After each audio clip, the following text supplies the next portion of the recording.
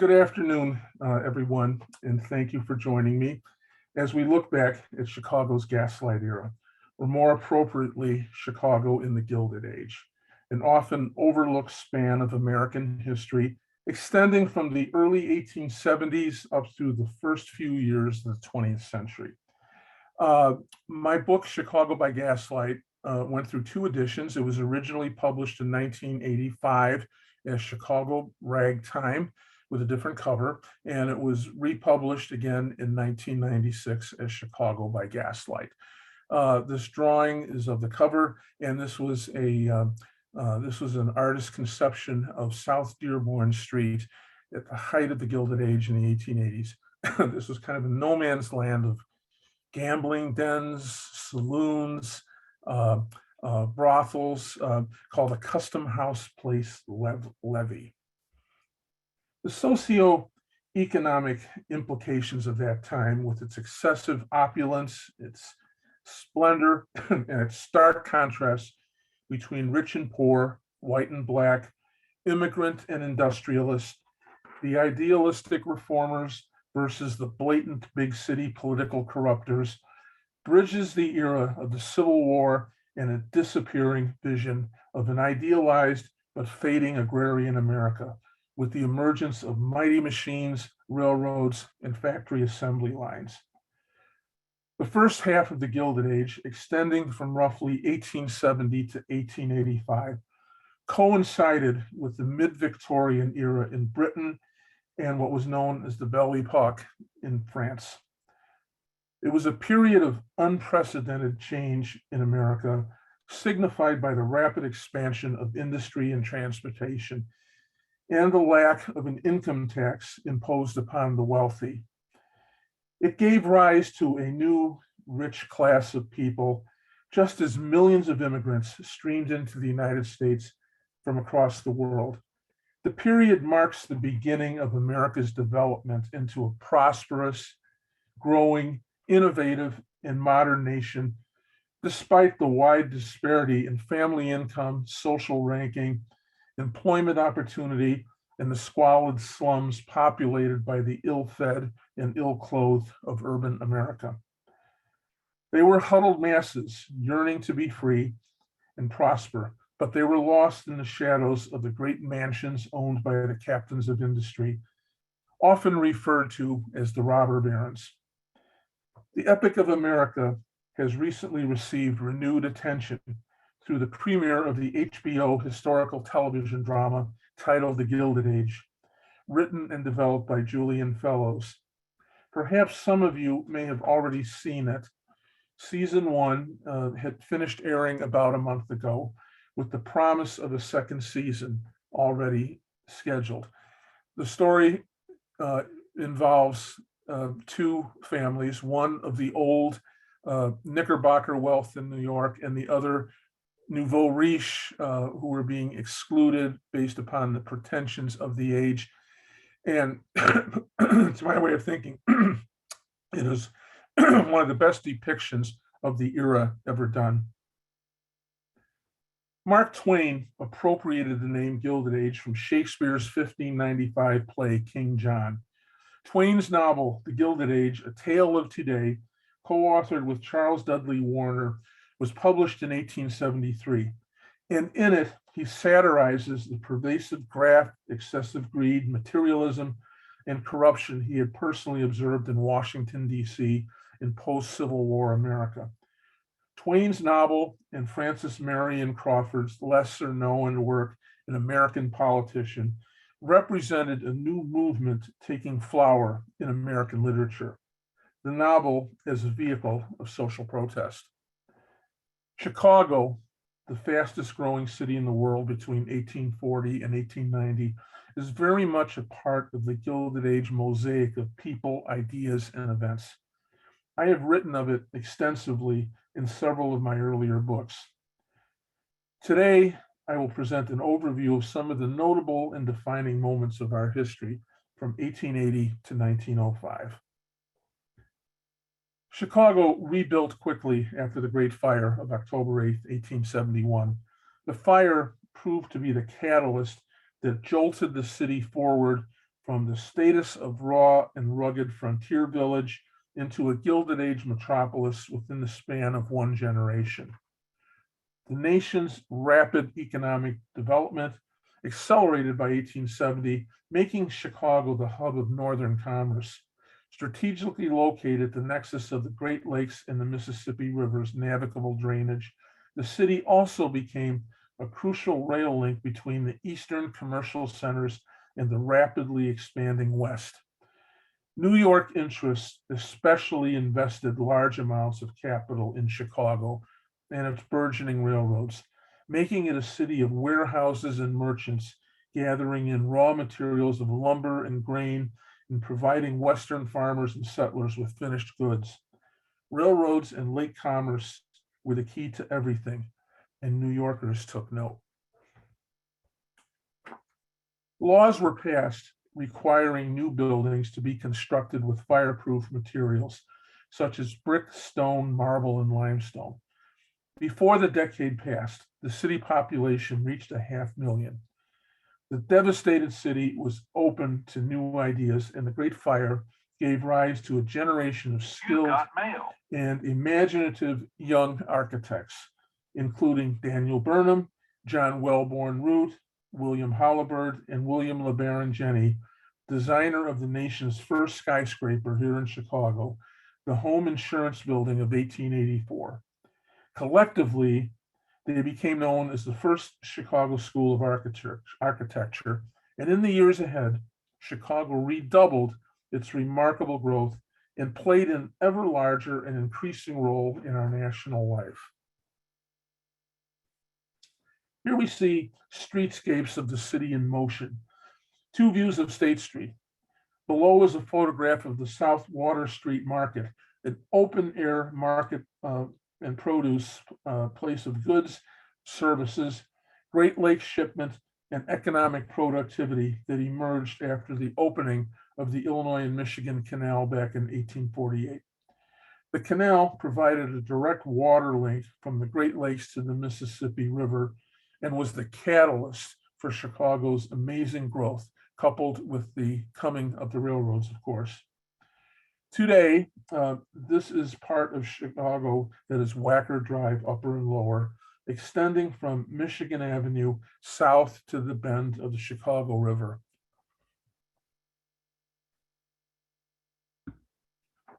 The Home Insurance Building, considered to be the world's first skyscraper, was designed by Mr. Jenney and opened in 1885.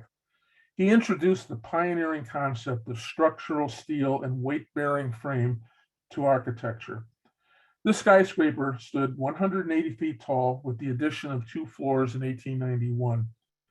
The first school of architecture, born in the rubble and ruination of the Chicago fire through the creative mind of Sullivan, Daniel Burnham, and Jenney, gave impetus to Chicago to become what is arguably the American architectural capital of the world. That's just a little bravado and boasting on my part, I suppose. I'm sure New Yorkers would beg to disagree. The 1893 World's Fair, the Colombian Exposition, yet another catalyst of change. The World's Colombian Exposition was less of a World's Fair celebrating the discovery of America than it was a great coming out party for the city, showcasing its renewal, revival, and vitality. President Grover Cleveland played a very special role in the opening ceremony of the fair on May 1st, 1893. With the press of a golden telegraph key at precisely 12:08 p.m., Cleveland illuminated the pavilions of the fair, unfurled the flags, and the turning of the wheels of machinery that was on display. An estimated crowd of 200,000 people jammed into the fairgrounds that day, and though most did not hear the president's words, perhaps they understood that this grand unveiling of Gilded Age technology and manufacturing ushered in the electronic age in a grand and impressive style. The centerpiece of the Great Fair was the original Ferris Wheel, towering high above the Midway Plaisance, sometimes referred to as the Chicago Wheel. It was designed and built by George Washington Gale Ferris a Pittsburgh civil engineer and bridge builder who died in 1896 at the age of 37. This structure stood 264 feet high, and the 36 passenger cars, each fitted with 40 revolving chairs, accommodated up to 60 people, with a total capacity at any given time of 2,160. It operated from June through October of 1893, but was reassembled in Lincoln Park in 1895 and remained a Chicago attraction until 1903, when it was transported by rail to St. Louis for the 1904 World's Fair. The replica global villages created in the Midway Plaisance provided visitors with glimpses of world cultures and faraway places. Most visitors, however, went to the Midway not to view its many scientific and anthropological insights, but for the entertainment value, the shopping, and of course, the Ferris wheel, which you see in the distance on the Plaisance on the left-hand photo. The image on the right shows the impressive grandeur of the manufacturer's building, touted as the greatest building on earth by World's Fair promoters. The building covered a full third of a mile. Gilded Age splendor. The World's Fair cemented Bertha Honore Palmer's position as the grande dame of Chicago's emerging post-Civil War prairie aristocracy and her leadership in high society. Born in Louisville, she moved with her parents to Chicago in 1855. Bertha met her future husband, Potter Palmer, the retail dry goods and hotel magnate who was in business with Marshall Field and Levi Z. Leader, when she was only 6 years old while shopping in his store. They were betrothed in 1870, just as she passed her 21st birthday, and he, 44 years of age and approaching the peak of his career as business tycoon. As a wedding gift, Mr. Palmer gave her his deluxe State Street hotel, the Palmer House. In 1891, she was appointed chairwoman of the Colombian Exposition's Board of Lady Managers, serving as the de facto hostess for the city of Chicago. On the first day of the fair, she was the first woman to ride the Ferris wheel. Thereafter, she became Chicago's socialite equivalent of Mrs. Astor in New York City, although she was much more dedicated to championing reform causes, including the rights of women and children trapped in poorhouses, prisons, factories, and sweatshops, much more so than her famed New York counterpart. Mrs. Palmer's collection of French Impressionist paintings line the walls of Chicago's Art Institute today. The only social pedigree of any importance in Chicago during the Gilded Age was the attainment of massive wealth. Unlike the sharp distinctions drawn between Manhattan's old money families dating back to the time of the Dutch settlement and the scorn of the old guard heaped upon latter-day nouveau riche up-and-comers as portrayed in the TV HBO series, The Gilded Age. Built in 1880, the turreted Palmer Mansion at 1350 North Lakeshore Drive was designed by Henry Ives Cobb. It was the largest private home in Chicago, and the construction bills were so enormous and out of control that Potter Palmer asked his architects one day to stop showing them the bills. He didn't want to see it. Mrs. Palmer, though, entertained lavishly. Her annual New Year's Eve ball was the highlight of the winter social season for those fortunate enough to be included on the guest list. This is a view of the mansion's ornate central hall. The Palmer Castle contributed to the decline of the South Side Prairie Avenue district as a millionaire's row.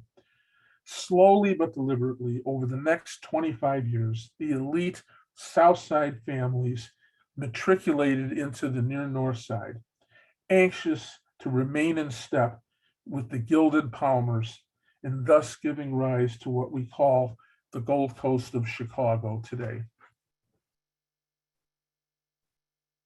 At the time of the Palmer family's North Side arrival, Lakeshore Drive was a relatively quiet boulevard used for carriage rides for the well-to-do along the lakefront. In the 20th century, this roadway became the inner drive, as you see to the left, situated to the immediate west of the busy automobile thoroughfare called the Outer Drive. The construction of the Outer Drive on the filled lakefront was completed up to North Avenue by 1939, to Belmont Avenue, and south to 47th Street by 1942. I'm struck by the pastoral setting. There you see the Palmer Mansion on the left, and there you see the lakefront promenade with all the carriages and wagons and people just enjoying the day.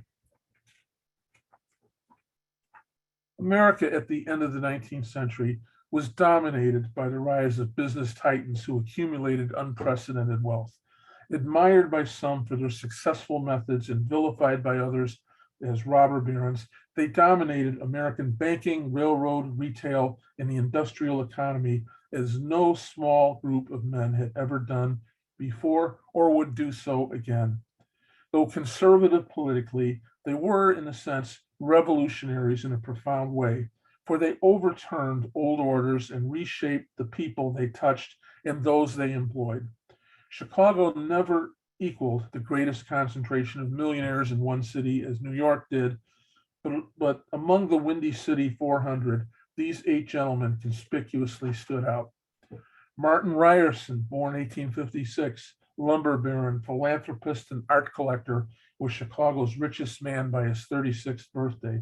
His father, the family patriarch, Martin Ryerson Sr., had established the family lumbering business, but his real wealth came from the investments he made in downtown Chicago real estate starting in the 1870s.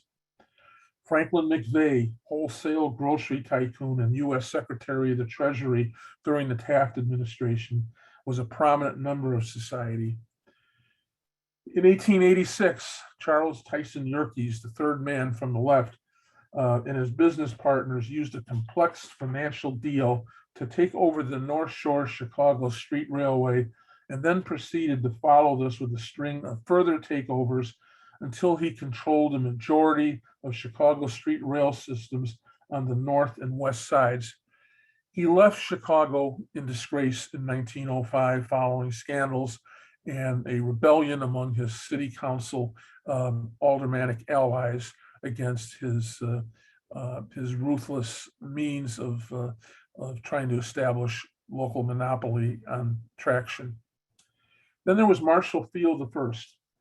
Field and a partner, Mr. Leader, accepted an offer to become senior partners in the dry goods establishment of Potter Palmer. The new firm became known as Field, Leader, and Palmer and Company. In 1867, after Field and Leader could afford to buy him out, Palmer withdrew from the firm and it was renamed Field, Leader, and Company. In 1867, Field Leader reported revenues of $12 million. Frederick Danforth Armour was an American meatpacking industrialist and the founder of Armour and Company. He systematically utilized waste products, boasting that he made use of everything but the squeal, end quote, thus inventing the American assembly line of manufacturing. He was instrumental in the development of refrigerated rail cars that opened up a national market for him and his Chicago stockyard competitors. Cyrus Hall McCormick, inventor of the mechanical reaper, founded the Mccormick Harvesting Machine Company, which later became part of the International Harvester firm in 1902. His company passed to his eldest son, Cyrus Hall McCormick, but it was his grandson, Cyrus McCormick III, who ran the company. The firm's labor practices, paying workers only $9 a week, led to massive labor unrest, a strike, and ultimately the Haymarket Riot of May 4th, 1886. Arthur Meeker of Prairie Avenue was a vice president and the European representative for Armour and Company, and one of the important social movers and shakers in Mrs. Palmer's cloistered society of millionaires and influencers in Chicago during the late 1890s. And finally, German immigrant Edward J. Layman opened a small jewelry store on State Street that evolved into one of Chicago's first large department stores, the Fair, at State and Addams.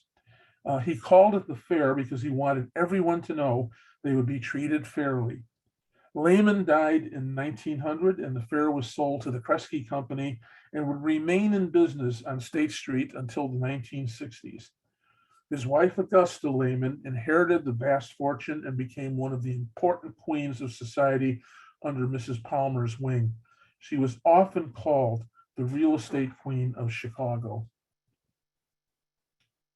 Arthur Meeker Jr.'s 1949 novel titled Prairie Avenue recalled in visceral detail the splendors of life as he remembered it along this boulevard of millionaires running from 16th Street southward. From its origins as a major trail for horseback riders and carriages, a 4-block section of the street served as the residence of many of the most elite families, including the Armours, George Pullman, Marshall Field. Mr. Field moved into the district in 1871 with the Richard Morris Hunt architectural design, but by the 1890s, much of the luster diminished due to the emerging industrial factories, the soot and noise of the railroads to the east, and the rise of the objectionable Levy Vice District 4 blocks to the west. The proliferation of prostitutions, thieves, muggers, and gamblers who had been forced to migrate southward from the Printers Row district on Dearborn hastened the exodus of the rich and well-born to the north side, where they could bask in the afterglow of the glittering Palmer family. Today, 10 houses from the late 19th century, including the John J. Glessner residence seen here on the upper right, remain in the historic district portion of Prairie Avenue.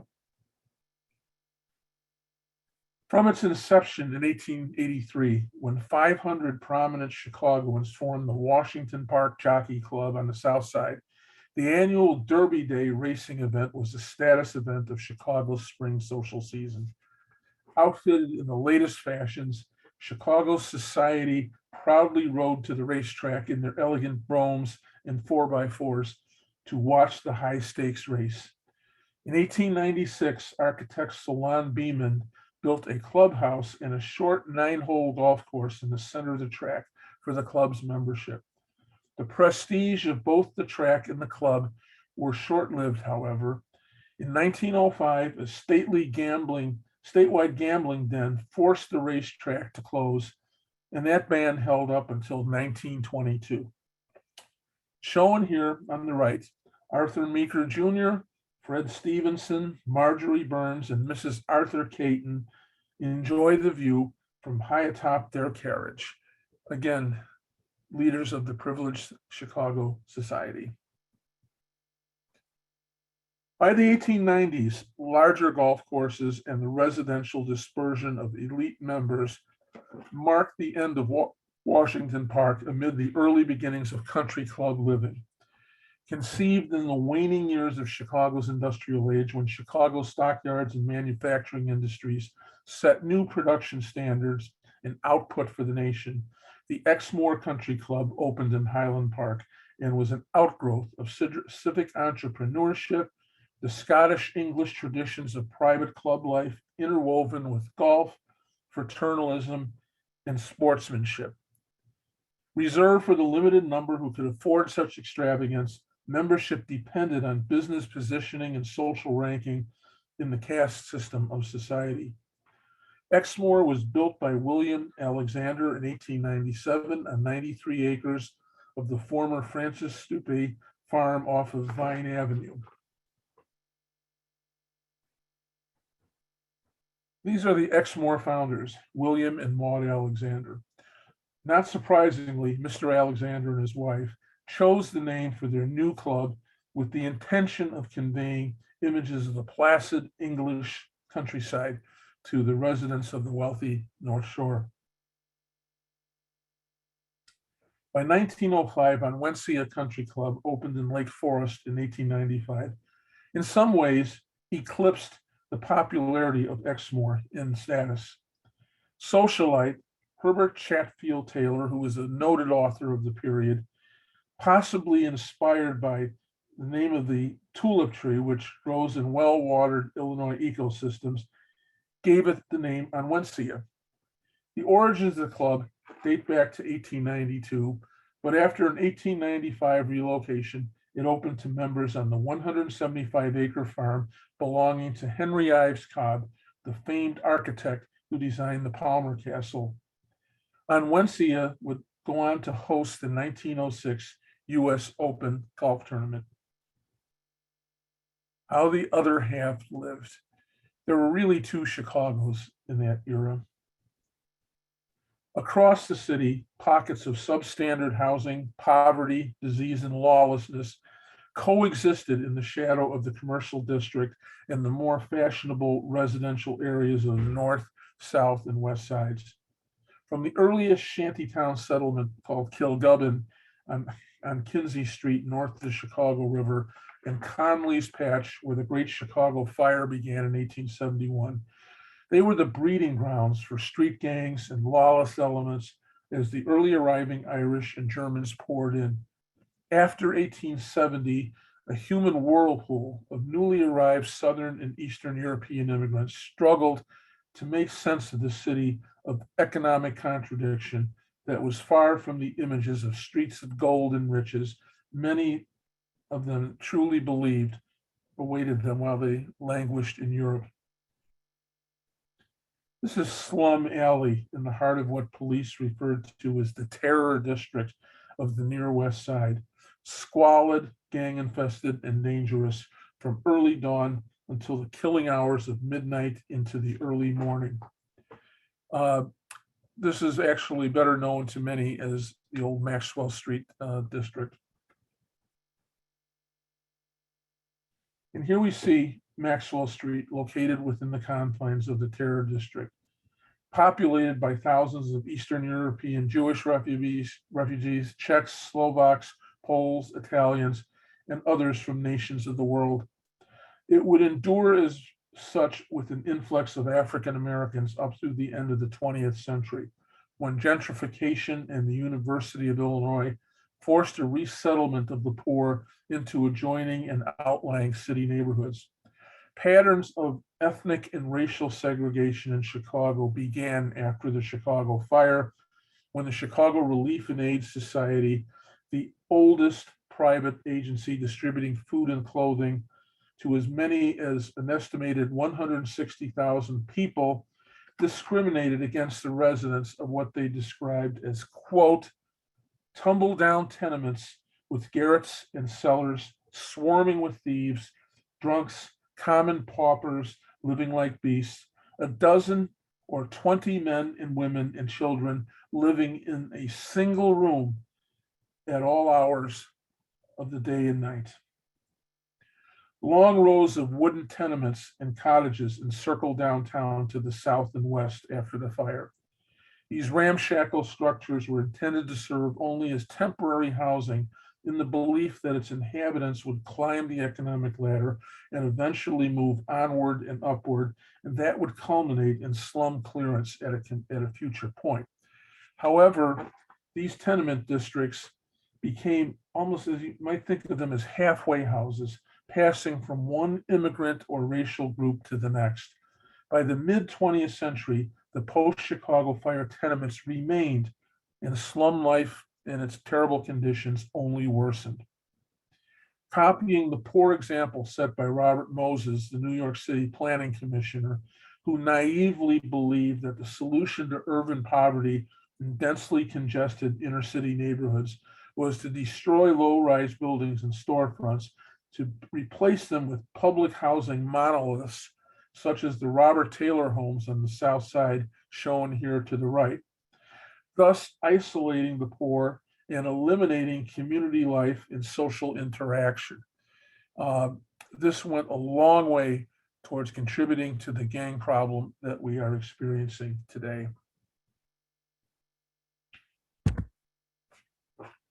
Homeless waifs and orphans, often referred to as street Arabs, populated the city streets, peddling newspapers or working as bootblacks. If they did not live in the tenements, the newsboy's home offered a wooden bench for the night and meager food fare to sample. It was analogous to Charles Dickens' harrowing descriptions of London street life and the impact upon children in his many memorable novels of the late 19th century. In 1889, progressive reformers Jane Addams and Ellen Gates Starr opened Hull House. They were inspired by the example of Henrietta and Samuel Barnett, the founders of Arnold Toynbee Hall in the East Slums of London on December 24, 1884. After visiting Toynbee Hall, Addams and Starr returned to Chicago to establish a center for job training, classroom instruction, recreational outlets, and language skills for the poor, the impoverished, living on the West Side immigrant communities. The settlement house movement had thus taken root in America. Jane Addams, shown on the left, along with Elizabeth Burke of the University of Chicago, were actively involved in a reform campaign to rid City Hall and state officials of political influence peddling, its notorious grafters and patronage cycles, which was an infection permeating municipal life up and down, and a problem that, as we know, persists into the modern day. This photo was taken outside of the criminal courts building at Hubbard in Dearborn. That building still stands. It's a condominium today. For nearly 40 years, Jane Addams faced an implacable foe in 19th Ward Alderman John Powers, a political despot who opposed reform of any kind throughout his 30-year reign in the city council from 1888 until 1926. He was one of a cadre of corrupt political bosses known as the Gray Wolves, who profited from lucrative arrangements made with private companies selling streetcar franchises, public utilities, electricity, and many other services and conveyances agreed to in perpetuity. There you see a cartoon of Powers hurling rocks at Hull House. They call him the bad little boy of the 19th Ward. Despite the lack of success in the closing years of the Gilded Age and into the 1900s, Chicago area women continued to work together to improve living conditions and to bridge the widening gap between rich and poor. Lucy Flower, Ida B. Wells, and Julia Lathrop worked on various fronts to bring about change in a new frontier of social justice for mankind. Wells was a journalist who drew attention to the plight of African Americans in cities and those who were victimized by lynching in the Jim Crow South. Lathrop was an advocate for the mentally ill, immigrants, a champion of equal rights for women, social reform, and child welfare. She earned the nickname America's first official mother. Lucy Flower was a children's rights activist and for many years president of the Chicago Women's Club, a staging ground for efforts to reform Cook County's judicial system and to separate underage offenders from the jurisdiction of adult courts and prison. They later named a high school after Lucy Flower, and of course, Wells Street has been recently renamed for Ida B. Wells. I'm sorry, Congress Street, recently renamed for Ida Wells. Frances Willard of Evanston, a prominent educator, temperance reformer, and women's suffragist, was an instrumental in the passage of the 18th and 19th Amendments, launching prohibition and the right of women to vote. Willard became the national president of the Women's Christian Temperance Union in 1879 and remained its president for 19 years. Her home up on Chicago Avenue in Evanston is now a museum.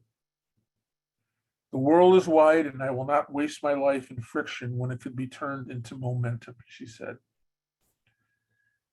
Lofty in its design and purpose and the ideal upon which it was built, the WCTU Temple at LaSalle and Monroe Streets, erected in 1890, stood only until 1926. The WCTU was forced to vacate the building in 1899. Excuse me.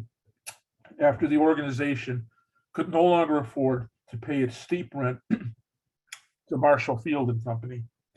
It was a beautiful skyscraper, one of the lost gems of Chicago architecture of that era. Culture, creativity, and culinary delights.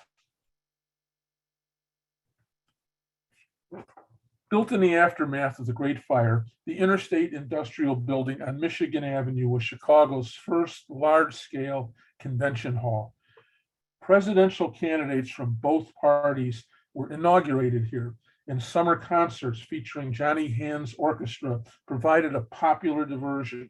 However, poor acoustics and a leaky roof became chronic, unsolvable problems. It was torn down in 1891 to make way for the Art Institute of Chicago, which stands on that site. German-American orchestra conductor Theodore Thomas was the founder and first music director of the Chicago Symphony Orchestra from 1891 until 1905. On October 16th and 17th of 1891, the first concerts of the orchestra, led by Mr. Thomas, were given at the Auditorium Theater. Beginning in the waning years of the Gilded Age, Chicago's first literary renaissance crested through the influential and trailblazing Midland realism of Hamlin Garland, Robert Herrick, Henry Blake Fuller, and Theodore Dreiser.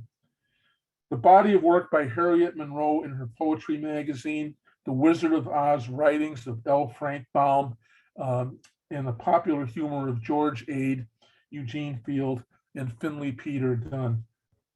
By the 1910s, prominent intellectuals praised Chicago authors, pronouncing their work as culturally significant by championing the spirit and vitality of this great Midwestern phoenix. H.L. Mencken led the way, identifying Chicago, quote, as the literary capital of the United States. Mencken argued that Chicago habits of mind produced an original, genuinely national literature that made art from the principal stories and idioms of American life. The real school of realism, in many respects, was born in Chicago during this period, when the realities of urban living, including its poverty, crime, and disease, were not spared as realists cast aside the romantic illusions of an earlier 19th century generation of writers. Theodore Dreiser based one of the fictional settings of his immortal 1900 novel, Sister Carrie, in the Hannah and Hog restaurant, a legendary 1890 saloon and eatery located at 161 Madison Street, and other addresses owned by Scotsman Alexander Hannah and David Hogg. They later sold their businesses and retired in 1910. On the right is one of the Hannah and Hogg locations, and there below is the famous bar. And the fictional character of George Hurstwood in Sister Carrie worked as the manager of that saloon before he fell into scandal and disgrace and an early death in New York City. Johnny Vogelsang's place, approaching the corner of Madison and Wells near the Brevoort Hotel to the left, was another property owned by Hannah and Hogg. It opened in 1883 and served German and Bohemian fare. On average, waiters made $25 a week in tips to augment their salaries. Vice, crime, and politics. You can't have one without the others. And ain't it true today? Of all the American cities, Chicago is a vivid example of the Gilded Age in all its glory and squalor. The Windy City experienced remarkable growth through the period. In 1870, the population was just under 300,000. By 1900, after absorbing into the city limits the previously suburban communities of Lakeview, New City, the town of Lake, and Jefferson Park, population topped 1.7 million, making it one of the 5 largest cities in the world just 60 years after its founding in 1837. As the city rebuilt after the fire, Its destiny was linked to the skyscrapers to become the epicenter of innovative architecture, and it was an enormous leap for the city into modernity.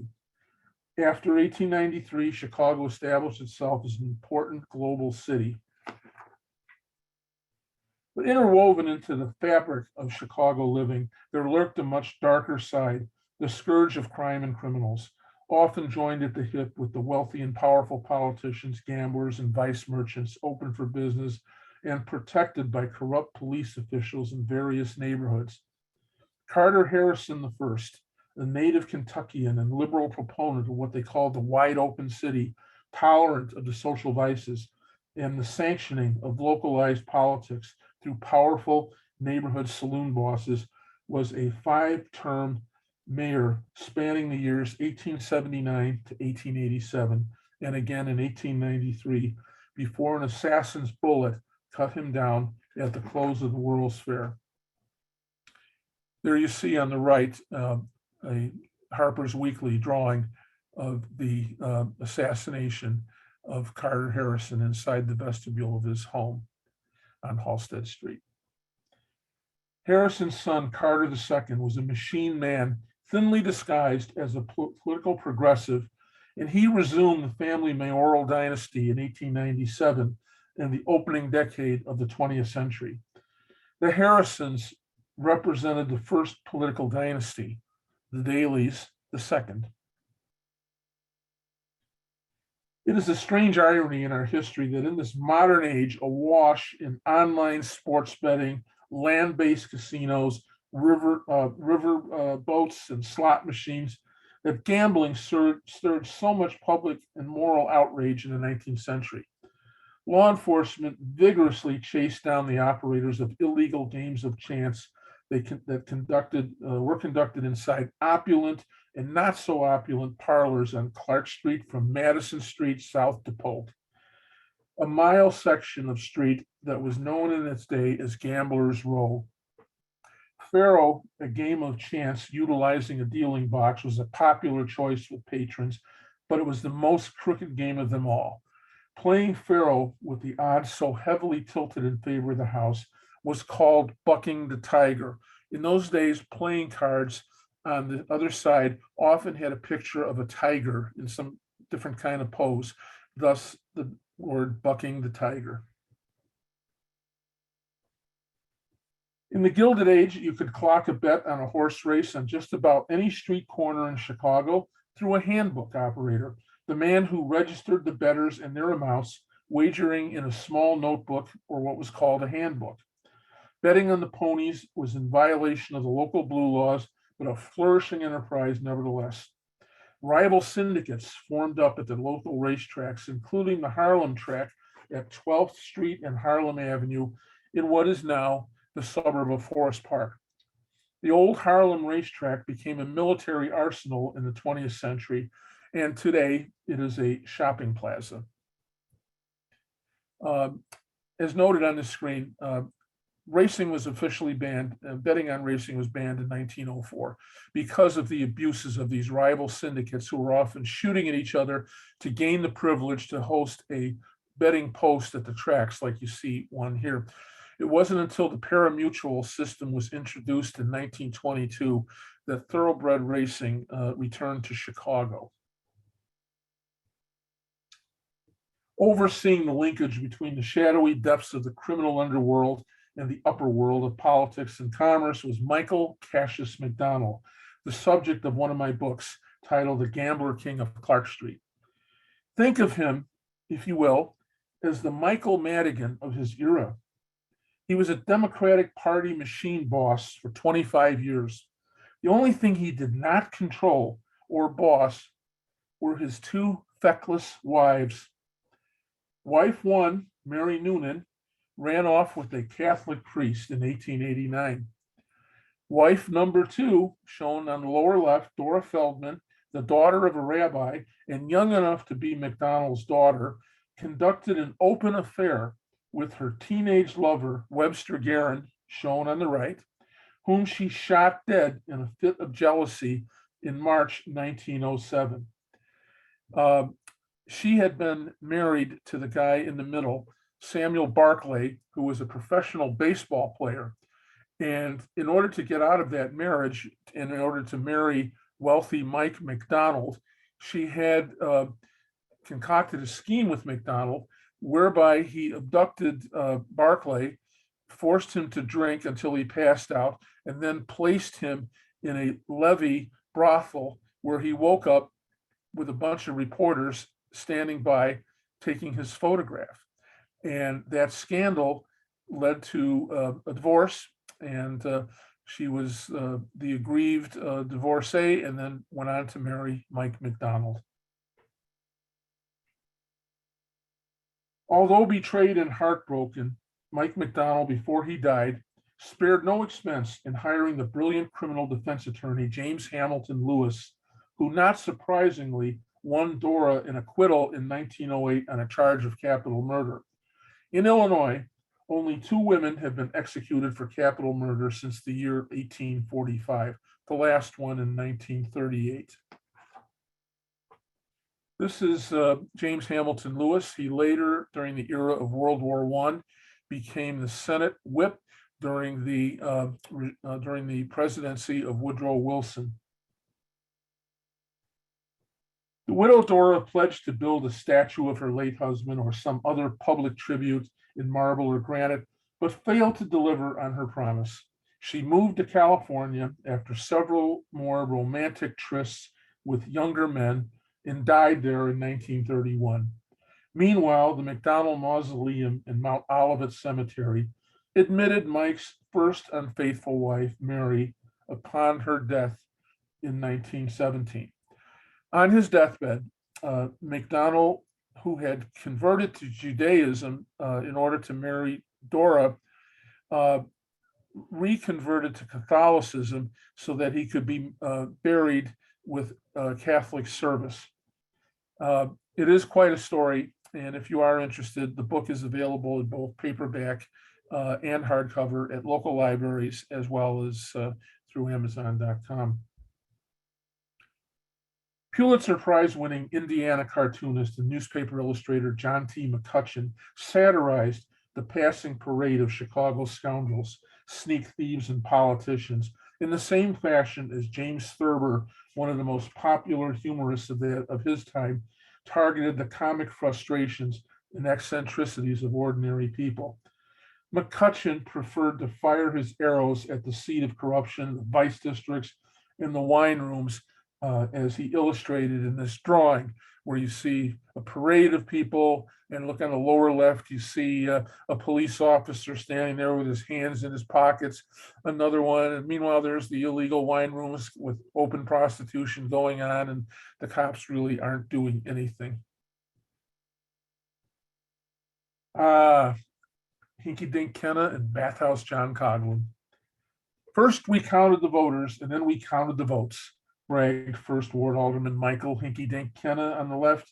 Together with his sidekick, Alderman John Bathhouse Coghlan, these two grafting war horses ruled the First Ward of Chicago, extending south from City Hall down to 31st Street for nearly 4 decades.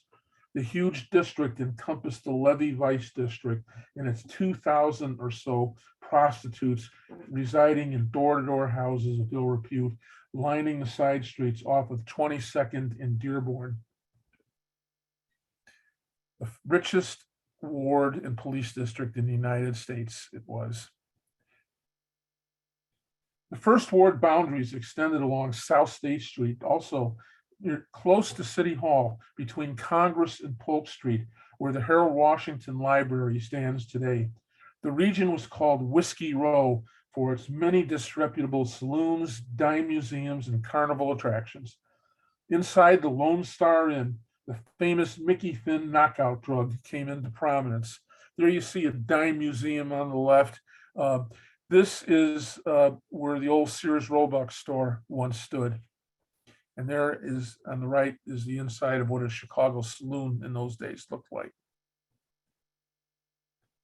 A few blocks west of State Street from Van Buren to Polk, the red light district, known as the U.S. Custom House Levee, because of its proximity to the U.S. Customs House, flourished under the cover of darkness and institutionalized bribery from the 1880s until 1903, when the proprietors of the wicked establishments were driven south to 22nd and Wabash as the business interests reclaimed the South Loop. The redeveloped area along South Dearborn thereafter became known as Printers Row. This is a map of the densely packed and congested Custom House district in the 19th precinct of the First Ward, and an article about it in Harper's Weekly. And you see on the bottom that image that later became the cover of my book, Chicago by Gaslight.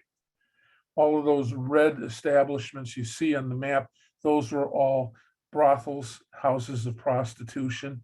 And look at all the proliferation of saloons, lodging houses, and pawn shops.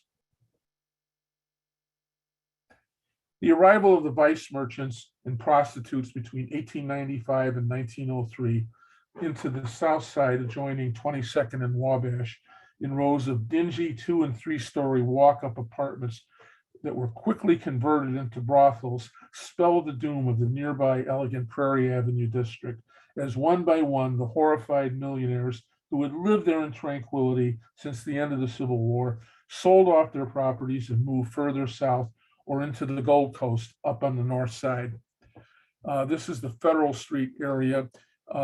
In later years, by the mid-20th century, many of these places had all been knocked down, but the ones that remained often became tenement housing for poor African-American families. Ada and Minna Eberly, the two sisters from Kentucky, operated the most lavish house of ill repute in the Levee district from 1900 through 1911. It was said their parlors were favored by only the best people from Prairie Avenue, politics, and industry. Their famous club stood at 2131 South Dearborn Street until the Wreckers Ball struck it down in 1933. As an interesting side note to that, you see the building on the right that says American Wrecking. That was the Everly Club building. The building to its immediate left was owned by one Victoria Shaw, who was less pretentious and less refined than the Everly sisters were. She charged a much lower rate and serviced a much more lower depth clientele.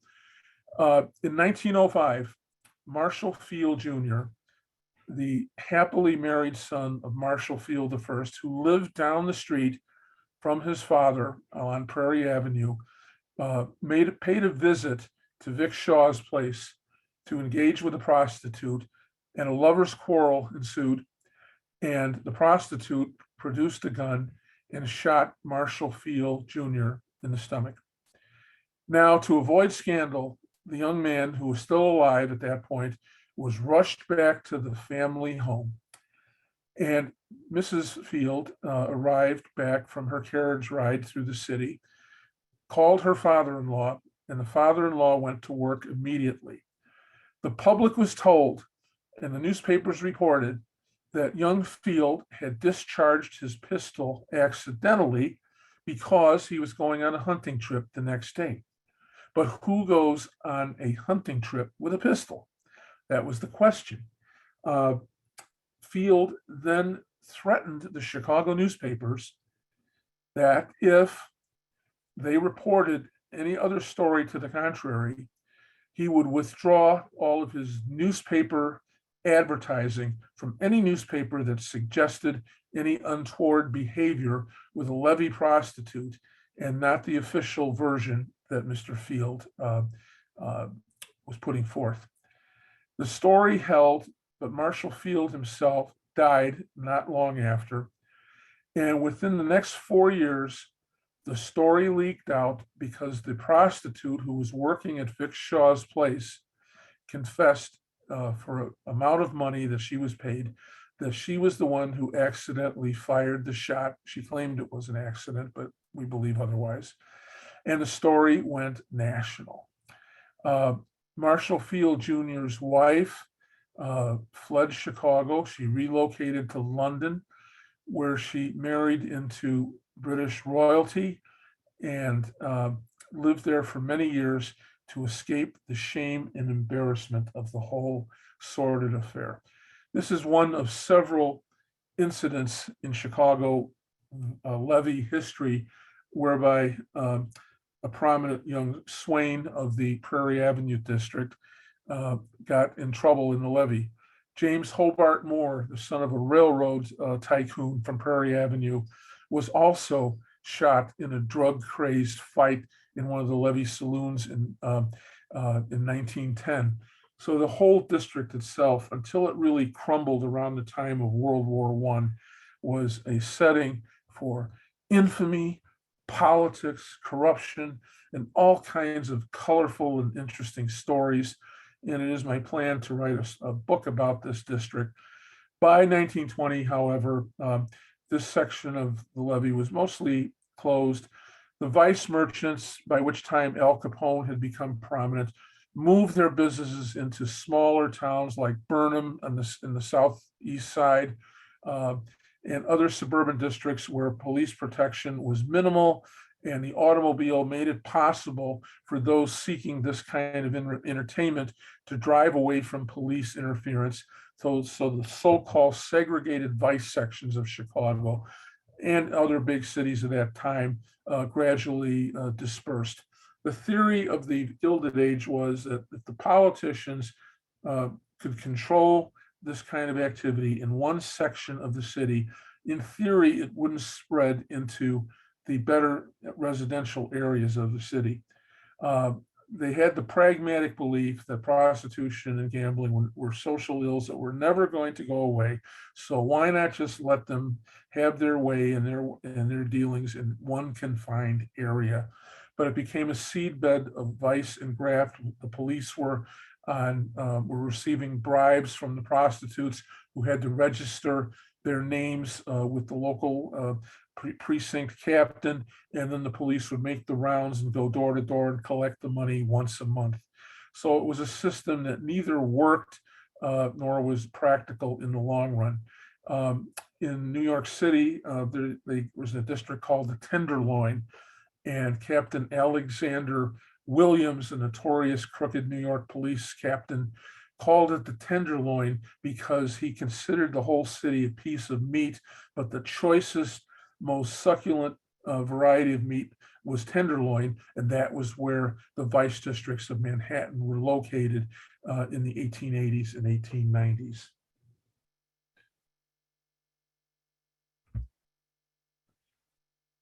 By the end of the 19th century, and as the century folded over into the 20th, newspaper writers, citizens, and commentators speculated on what great things the new century might bring to Chicago. These are among the predictions of life in the 20th century that I managed to find in my research. At the end of the next century, Chicago will be a city of 10 million souls.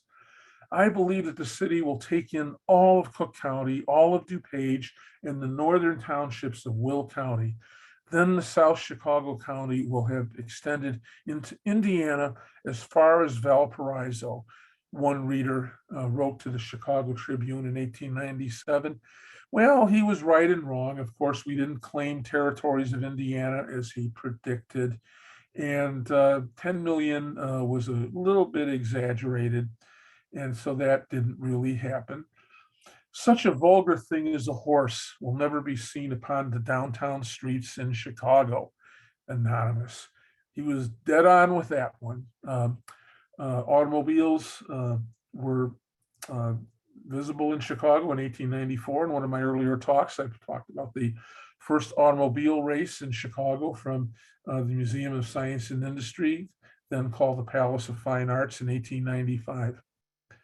There will be immense structures as high as 60 stories in downtown Chicago, predicted architect James Egan. Little did he know of the Sears Tower, nearly 100 stories in height. And most strangely, war is a thing of the past because the great powers would totally disarm once they realized there were no new weapons left to invent. No new weapons left to invent. forgetting, of course, the mechanized warfare of World War II, tanks, missiles, the atomic bomb. Professor Henry Davies of Yale University foresaw a much brighter future for the 20th century than what had happened. I think in many respects, the 20th century refuted the optimism and the idealism of what the 19th century allegedly had represented. People looked forward to the 20th century with great optimism because science and technology would conquer everything. But they had not counted on the foibles of human nature, the inherent hatred of dictators, the corruption of politicians, both locally and nationally, the deadening effects of racism and social discrimination. The 20th century, I think at the end of the 20th century, there was probably far less optimism for the 21st century than there was over 123 years ago. Gaslights. The era of the gaslight as a means to illuminate the streets of Chicago lasted from 1850 until June 1954, when the last city gaslights were removed along Escanaba Avenue between 95th and 99th Street on the city's south side. The last vestiges of the Gilded Age and the gaslight era of Chicago passed quietly, and the disappearance of the gaslights was noted only by the Chicago Sun-Times in a very small page 3 article that I managed to find during my research.